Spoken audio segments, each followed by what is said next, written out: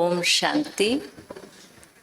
31/7/23 காலை முரளி பாப்தாதா மதுபன். கேள்வி பதில்கள். முதல் கேள்வி, தந்தையின் உதவி யாருக்கு கிடைக்கிறது? முட்களை, நீண்ட காலமாக முட்களை மலர்களாக ஆக்கக்கூடியவர்கள். அப்புறம்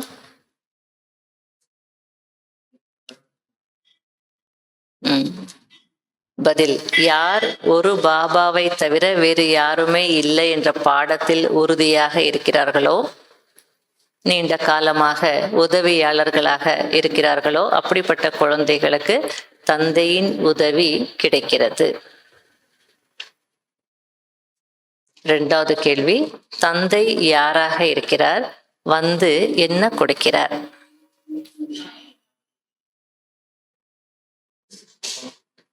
தந்தை உயர்ந்ததிலும் உயர்ந்த நாயகனாக இருக்கிறார்.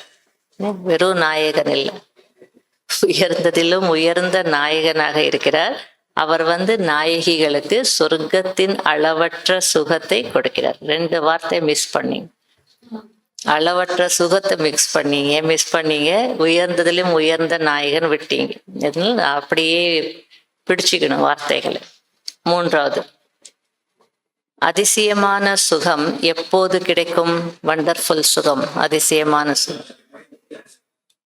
உலகம் முழுவதும் துக்கத்துல இருக்கும் போது உங்களுக்கு அந்த சுகம் கிடைக்குது. அது பெரிய விஷயம் இல்லை. எல்லாருக்கும் கிடைக்குது, எனக்கு கிடைக்குதுன்னா இல்லை. யாருக்கும் இல்லை, எனக்கு கிடைக்குதுன்னா அது எவ்வளோ உயர்ந்த விஷயம்.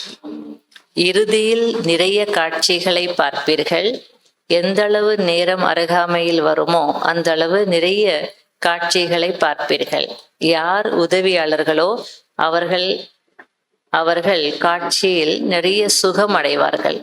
துக்கமான நேரத்தில் அப்படிப்பட்ட காட்சிகளை, சுகத்தினுடைய காட்சிகள், சுகத்தை பார்ப்பார்கள். அதற்கு தான் அதிசயமான சுகம் என்று சொல்லப்படுகிறது.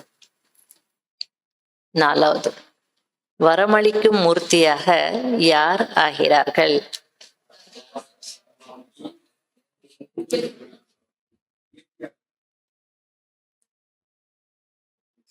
யார் தந்தைக்கு சமமாக அருகாமையில் இருக்கிறார்களோ அவர்கள்தான் வரமளிக்கும் மூர்த்தி ஆவார்கள். 5வது, நினைவில் வேகமாக ஓடினால் என்னவாக ஆகலாம்? வெற்றிமணி. பதில், நினைவில் வேகமாக ஓடினீர்கள் என்றால் தந்தையின் கழுத்து மாலையாக வெற்றி மணியாக ஆகிவிடலாம். fill up the blanks. Dash dash என்பதை பலி கொடுத்து விடுங்கள். நான் நான் என்பதை பலி கொடுத்து விடுங்கள். 2வது, என்னுடையவராக ஆகிவிட்டால் டேஷ் கொடுப்பேன் என்று பாபா கூறுகிறார். சொர்க்கத்தின் ராஜ்ய பாக்கியம். 3வது, டேஷ் என்று நிரூபித்து கூற வேண்டும். சிவன்தான், வார்த்தையை மிஸ் பண்ணுங்க. சிவன்தான் நிரூபிக்கிறதுன்னா இவர் தான் வரணும் இல்ல. கங்கை பதித்த பாவனி இல்லை இல்லையா? சிவன்தான் அப்படின்றது நிரூபித்து காட்டணும்.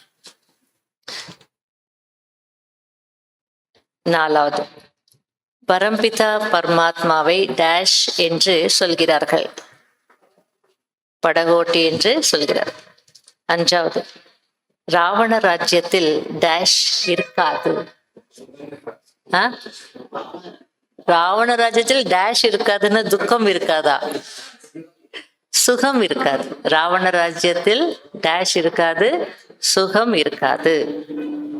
6வது, பாபாவின் நினைவுதான் டேஷுக்கு டேஷ் ஆகும், உலகத்திற்கு டேஷ் ஆகும். யோகதான். ஆகையில இன்னைக்கு உலகத்துக்கு யோகதானம் பண்ணணும். அதுக்கு குஷியில இருக்கணும், நாயகியாக இருக்கணும், தந்தையை நினைக்கணும். எவ்வளோ வேலைகள் பாபா நமக்கு இன்னைக்கு கொடுத்துருக்கிறார். பிஸியா வச்சிருப்பார். டெய்லி ஏதாவது கொடுத்துட்டு பாபா பிஸியா இருங்க. ஓம் சாந்தி.